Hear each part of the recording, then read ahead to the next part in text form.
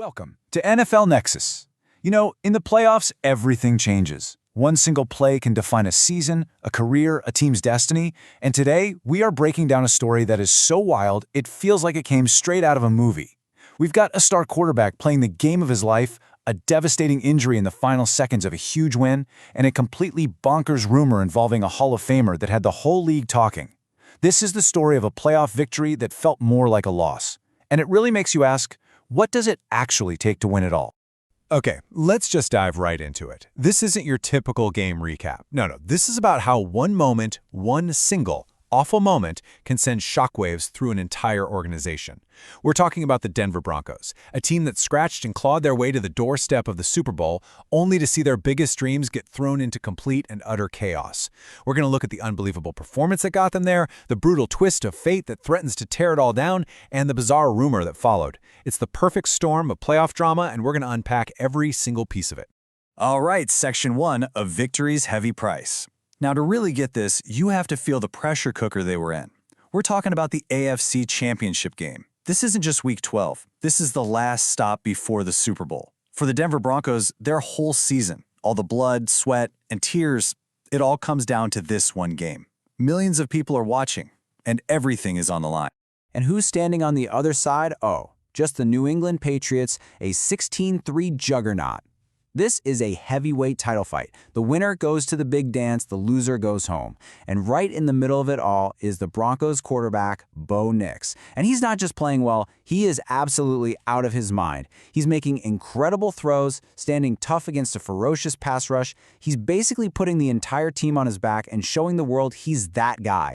So let's put some numbers to this masterpiece. 279 passing yards. Now, you might look at that and think, okay, that's a solid number, but you have to understand the context. This is against a Bill Belichick coach defense in the AFC Championship game. Nix was being surgical. He wasn't just taking the easy stuff, he was moving the chains, making big-time throws when it mattered most, and keeping that tough Patriots defense totally off balance. He was the engine, and he was running red hot. And this is the number that really tells you everything. 3 touchdowns. He was directly responsible for 21 points. Just think about that. In a game that was ultimately decided by only 3 points, every single one of those touchdown drives he led was beyond critical. He was playing the absolute game of his life on the biggest stage of his career. The clock hits 0. The final score? Denver 33, New England 30. They did it. The confetti is flying, the stadium is shaking, the Broncos are going to the Super Bowl. It's pure ecstasy. But then, you see it. On the second-to-last play, a simple kneel-down, Bo Nix goes down in a heap, and he doesn't get back up. In one split second, the highest high you can imagine crashes head-on with the lowest possible low. And the news is just devastating. It's the worst thing you could possibly hear. A broken bone in his right ankle. Season over. Just like that, the man who just carried his team to the Super Bowl on his back will now have to watch it from the sideline. Can you even imagine the feeling in that locker room? The pure joy of winning just completely sucked out of the air by the tragic loss of their leader. Section 2. Respect in Defeat. Now, before we get into the absolute chaos that followed for the Broncos, I want to hit rewind for a minute, back to the week before this all happened, because a little moment after that game tells you everything you need to know about the character of Bo Nix.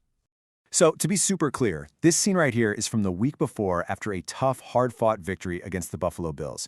And in that moment, after a huge win, Nix's first instinct wasn't just to celebrate, it was to go find his opponent, Josh Allen, and show him some serious respect. This is so important because it shows you who Nix is as a person. A total warrior on the field, but a guy with massive respect for his opponents. And these were his words to Allen. "I respect you a lot, bro. Tough dude, you're the best in the league." I mean, come on. That is just pure, unadulterated class. It's what makes him a true leader, and it's what makes the injury a week later that much more of a gut punch. You didn't just lose a player, you lost the heart and soul of your team. Section 3. A legend's rumored return. Okay, so back in Denver, the party's over. The celebration has turned into this cold, terrifying feeling of uncertainty. They are a Super Bowl team in every single way except for one giant, gaping hole at the most important position in sports. The question was being asked everywhere, from the front office to every sports bar in the city. What on earth are we going to do? And this is where the NFL rumor mill, which is one of my favorite things in all of sports, just kicks into absolute overdrive. When a team is this close, you start hearing the wildest what-if scenarios.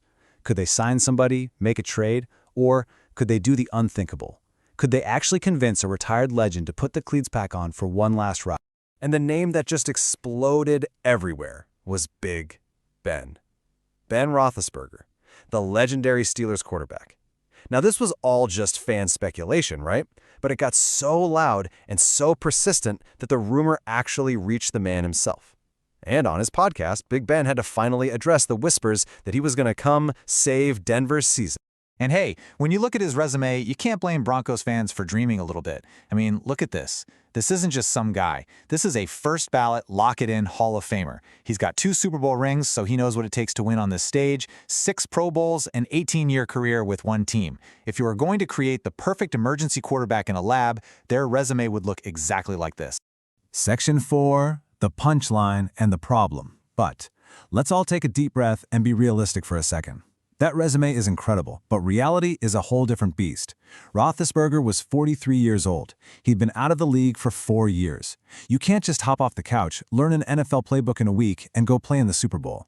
The fan dream was fun, but it was time for Big Ben to give everyone the final answer. And he did it in the most perfect Big Ben way possible. He just joked, "I would go if I could wear number 7, but John Elway retired it." That's just brilliant. For anyone who doesn't know, number 7 in Denver is sacred. It's John Elway's number. It's never been worn again.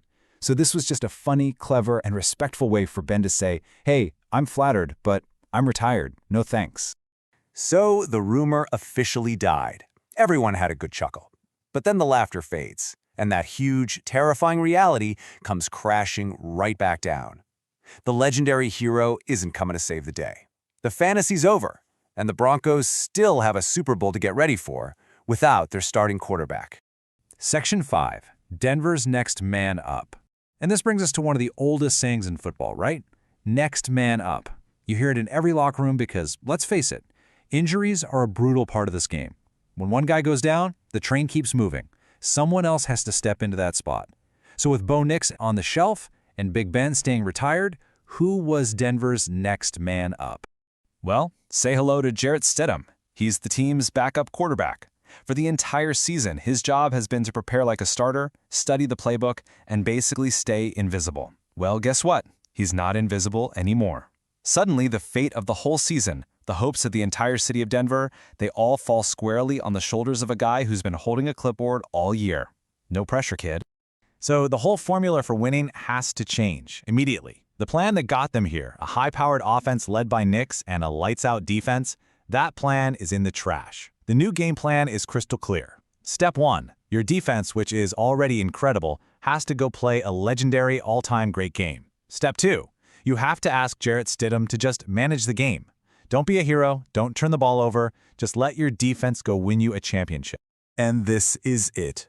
This is the ultimate question. In the modern, high-flying, offense-driven NFL, is an elite defense really enough to drag a team with a backup quarterback to a Super Bowl title?